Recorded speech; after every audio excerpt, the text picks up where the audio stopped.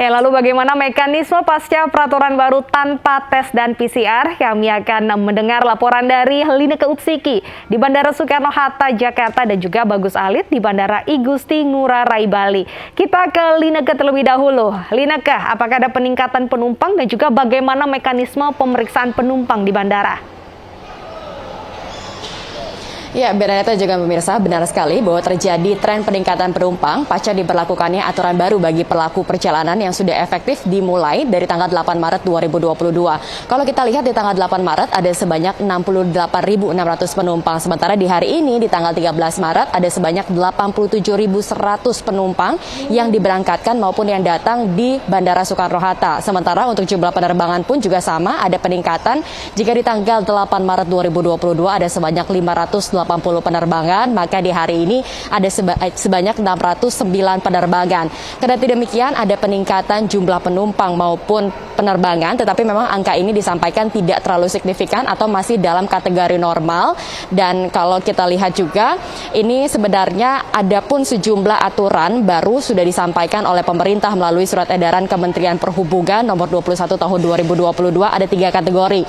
Yang pertama, bagi mereka yang sudah divaksin lengkap, yakni dosis 2 maupun booster, ini diperbolehkan untuk tidak melampirkan hasil tes COVID-19, baik itu PCR maupun antigen. Sementara bagi mereka yang belum divaksin lengkap, ini masih diwajibkan untuk melampirkan hasil tes COVID-19, yakni PCR maksimal 1 kali 24 jam ataupun, PCR 3 kali 24 jam maksimalnya ataupun antigen 1 kali 24 jam maksimalnya. Dan bagi mereka yang menderita penyakit bawaan ataupun komorbid, ini diharuskan juga untuk melampirkan surat rekomendasi dari rumah sakit yang dirujuk oleh pemerintah terkait dengan alasan mengapa pelaku perjalanan yang dimaksudkan ini tidak dapat menerima vaksinasi COVID-19.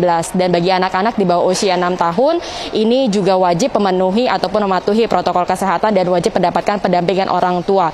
Dan ada tambahan aturan lain, bagi pelaku perjalanan juga diwajibkan untuk mengisi e-hack yang ada di aplikasi Peduli Lindungi, kemudian mengenakan masker medis 3 lapis. Dan lantas seperti apa kira-kira tanggapan dari para pelaku perjalanan mengenai aturan baru tersebut? Lantas berikut penyertaannya. Ya, kalau setuju atau tidaknya sih balik lagi ke pemerintah ya. Cuman ya kan itu kan ada peraturannya, kalau baru vaksin pertama harus antigen atau PCR, itu kan ada ketentuannya. Kalau udah vaksin kedua, dosis kedua dan ketiga, itu nggak perlu ini lagi PCR atau antigen gitu. Kalau dari segi kita sebagai konsumen sangat setuju, cuman sebagai konsumen juga kita harus prepare diri sendiri ya. Artinya tetap pakai prokes untuk kesehatan. Ya, Bernadetta dan juga pemirsa, berdasarkan apa yang disampaikan oleh para pelaku perjalanan, memang mereka menyambut antusias ataupun menyambut positif aturan baru yang dikeluarkan oleh pemerintah. Tetapi memang diharapkan bahwa sesama pelaku perjalanan ini bisa menerapkan protokol kesehatan secara disiplin agar dapat melindungi diri sendiri maupun orang lain. Dan tentunya dengan adanya pelanggaran protokol kesehatan ini sekaligus sebagai suatu bentuk transisi Indonesia ke arah endemi, karena kita tahu saat ini Indonesia berstatus di tahap pengendalian COVID-19 yang tentunya diperlukan kerjasama dan juga dukungan dari masyarakat agar terjadi upaya percepatan dan juga bukan perlambatan. Dan di Bali kita juga sudah ada rekan kami, Bagus Alit, yang sudah memantau di Bandara I Gusti Ngurah Rai. Bagus, silakan dengan laporan Anda.